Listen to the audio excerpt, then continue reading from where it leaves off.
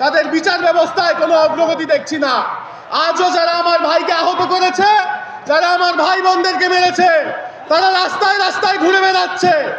আজও আমাদেরকে হুমকি দেওয়া হচ্ছে, আমাদের মেরে ফেলার জন্য হুমকি দিচ্ছে। দেয়ালে দেয়ালে লেখে যাচ্ছে সমন্বয়ক মৃত্যুর জন্য তৈরি হও।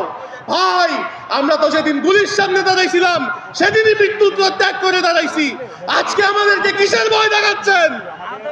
আর সরকারকে বলে দিতে চাই, আপনারা যদি আমার আহত এবং নিহত ভাই বোনদের বিচারের দাবি পূরণ না করতে পারেন, তাহলে সেখানে আপনারা বসে আছেন কেন?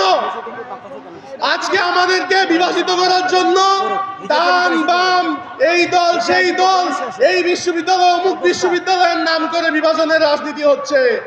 আমরা বলে দিতে চাই, আজকে যখন আমরা একত্রিত হয়েছি, আমরা সম্মিলিত হিসেবে একত্রিত হয়েছি, কোনো ডান বাম বা দলীয় পরিচয় নয়। আমি আবারও বলে দিতে চাই, জুলাইয়ের যেই গণঅভ্যুত্থানের প্রক্লেমেশন, সেই প্রক্লেমেশনের দ্বারা আমাদের প্রক্লেমেশন জারি করতে হবে এবং নতুন সংবিধানের মধ্যে জুলাইয়ের গণঅভ্যুত্থানের কথা উল্লেখ থাকতে হবে। শুধুমাত্র জুলাইয়ের গণঅভ্যুত্থানের যারা যোদ্ধা রয়েছেন তাদের জন্য ইনডেমনিটি জারি করলে হবে না। ইনডেমনিটি জারির পাশাপাশি আমাদের সাংবিধানিকভাবে মুক্তি দিতে হবে। আমরা দেখেছি আগে হাসিনা সরকার এসে ইনডেমনিটিকে বাতিল ঘোষণা করেছে। যারা ৭১-এ যুদ্ধ করেছিল, ৭৫-এ মুজিব বিরোধে দাঁড়াইছিল, তাদেরকে সে ফাঁসির কাঠগড়ায় নিয়ে আসছে। আমরা এর পুনর্লিখন চাই না।